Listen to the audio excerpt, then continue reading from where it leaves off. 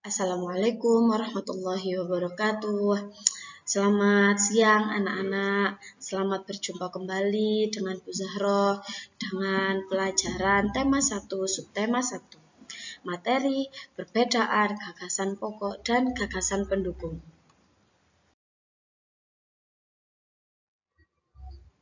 Apa perbedaan gagasan pokok dan gagasan pendukung? Siapa yang tahu? Hayo, sudah dibaca belum LKS-nya? Ini Bu Zarah kasih tahu. Gagasan pokok adalah gagasan utama atau ide pokok. Gagasan pokok berisi ide pokok yang dibahas pada suatu bacaan atau teks. Jadi, dalam suatu teks itu pasti ada hal yang menjadi ide dari bacaan itu sendiri. Jadi, gagasan pokok itu adalah bacaan yang paling penting dari semua bacaan itu tadi. Itu merupakan gagasan pokok. Kemudian, apa itu gagasan pendukung? Gagasan pendukung adalah gagasan penjelas, yaitu gagasan pendukung berisi uraian atau tambahan untuk memperjelas gagasan pokok. Misalnya, ada cerita tentang Malin Kundang atau ada cerita tentang tari remo. Gagasan pokoknya adalah kita menceritakan tari remo. Nah, untuk penjelasannya itu termasuk gagasan pendukungnya. Misalnya, tari remo berasal dari mana, tari remo memakai baju apa, dan lain sebagainya. Nah, pengertian itu merupakan gagasan pokok. Jadi harus dibedakan. Harus tahu mana yang merupakan pokok, mana yang merupakan penjelas. Jadi uraian dari beberapa cerita itu merupakan pendukung dari gagasan pokok tersebut.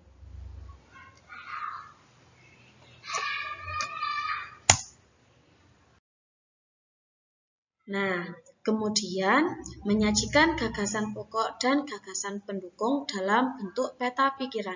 Apa sih peta pikiran itu? Jadi, dalam membuat gagasan pokok dan gagasan pendukung untuk memudahkan kalian menulis mana yang termasuk gagasan pokok dan mana yang termasuk gagasan pendukung, kita perlu membuat peta. Namanya peta pikiran.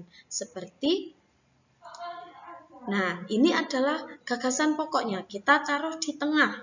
Kemudian di samping-sampingnya itu ada gagasan pendukung. Nah, tugasnya anak-anak nanti membuat peta pikiran seperti ini.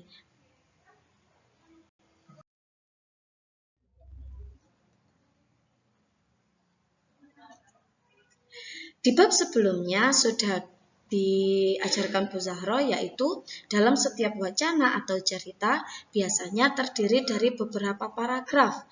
Nah, di dalam paragraf tersebut terdapat gagasan pokok dan gagasan pendukung yang dapat ditulis dalam sebuah peta pikiran tadi. Untuk apa? Untuk memudahkan membedakan mana yang merupakan gagasan utama dan gagasan penjelas. Peta pikiran juga mempermudah kalian untuk mengingat isi dan informasi penting pada suatu teks.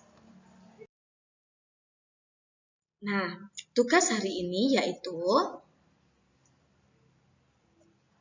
sebelum mengerjakan tugas hari ini, teman-teman wajib harus membaca terlebih dahulu bacaan di LKS halaman 18 sampai 21.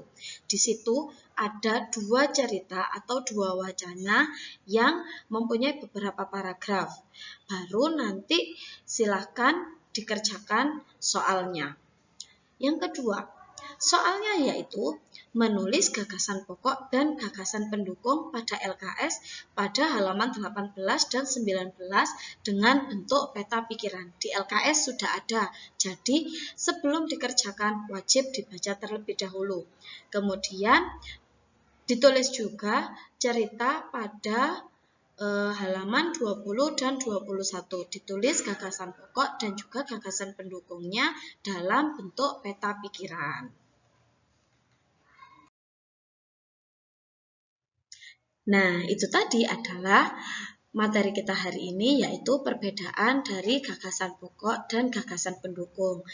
Nanti jika ada yang perlu ditanyakan, silakan ditanyakan via WA dan tugasnya silakan dikirim via Telegram ataupun Google Classroom. Oke, silakan dikerjakan pelan-pelan, dibaca terlebih dahulu, tidak usah tergopoh-gopoh. Silakan dinikmati tugasnya. Selamat mengerjakan. Oke. Great job. Assalamualaikum warahmatullahi wabarakatuh.